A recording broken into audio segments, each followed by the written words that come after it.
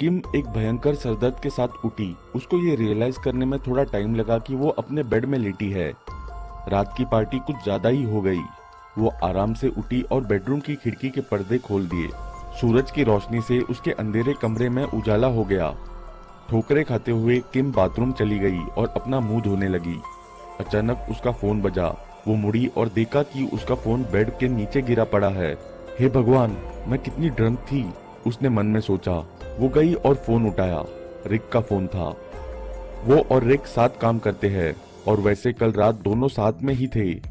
वो अपने कलीग के घर पार्टी में गए थे। किम ने फोन आंसर किया और कहा, बोलो क्या बात है। एक सेकंड के लिए उसे समझ ही नहीं आया कि वो कह क्या रहा था। किम ने चिढ़ के बोला, क्या बोल रहे हो रिक, मुझे कुछ समझ नहीं आ रहा है। वो उसकी आवाज सुन के समझ पा रही थी वो बहुत डरा हुआ है। रिक ने घबराते हुए कहा, किम, शैली की डेथ हो गई है। ये कहकर वो बच्चे की तरह रोने लग गया।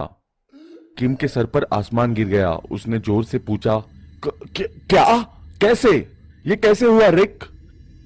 रिक ने रोते हुए कहा, पुलिस कह रही है कि उसने खुदकुशी की है। किम को बहुत बड़ा झटका लगा। उसने बोला, पुलिस के कहने से क्या मतलब है? पुलिस कैसे इन्वॉल्व है इसमें? रिक ने कहा, मैं सब फोन पे नहीं बता सकता।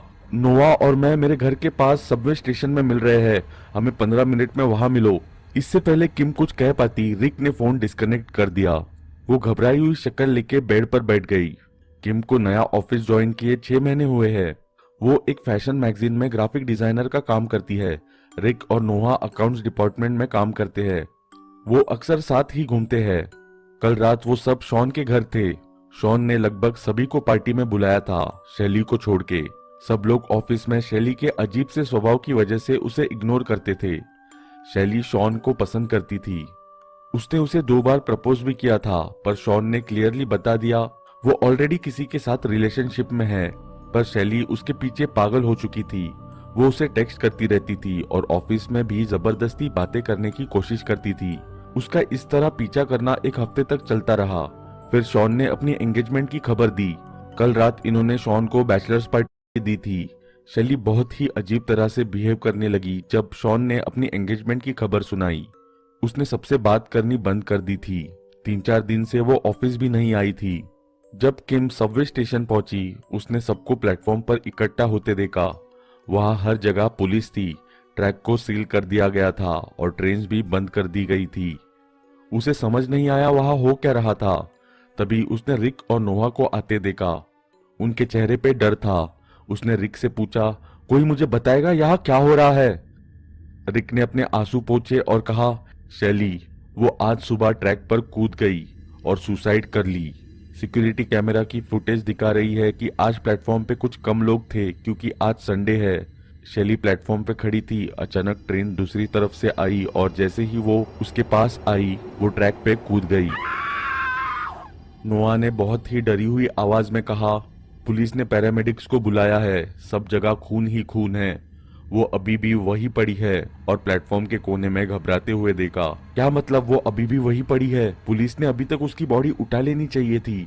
कर क्या रहे हैं वो? किम ने गुस्से से बोला और ट्रैक की तरफ चलने लगी। रिक ने उसे रोकते हुए बोला, नहीं किम, तुम नहीं समझ रही हो। वो इससे पहले वो और कुछ कह पाता, किम ऑलरेडी ट्रैक्स के पास थी। पूरे प्लेटफॉर्म पे खून पड़ा था। जैसे ही उसकी आंखें घूमी, वो बहुत ही जोर से चिल्लाई और प्लेटफॉर्म की जमीन पर गिर गई। शैली ट्रैक्स पे पड़ी थी, पर उसकी बॉडी के 2 हिस्से हो चुके थे। उसकी नीचे की बॉडी ट्रेन के नीचे थी और ऊपर की बॉडी बाहर थी। उसकी आंखें खून से भर गई थी। उसकी आंतड़ियां बाहर आ चुकी थी। उसकी पूरी बॉडी खून से भरी थी।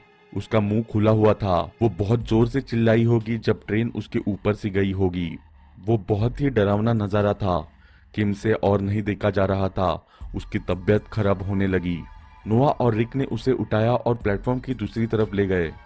वो उल्टी करने लगी। कुछ देर बाद उसने अपने आप को संभाला और सबवे के सीढ़ियों पे जाके बैठ गई। एक पुलिस वाला आया और उसने पानी ऑफर किया। पैरामेडिक्स आए और शैली की कटी हुई बॉडी लेके चले गए। जब वो तीनों किम के घर पहुंचे तब दोपहर हो चुकी थी। वो काउच पे बैठे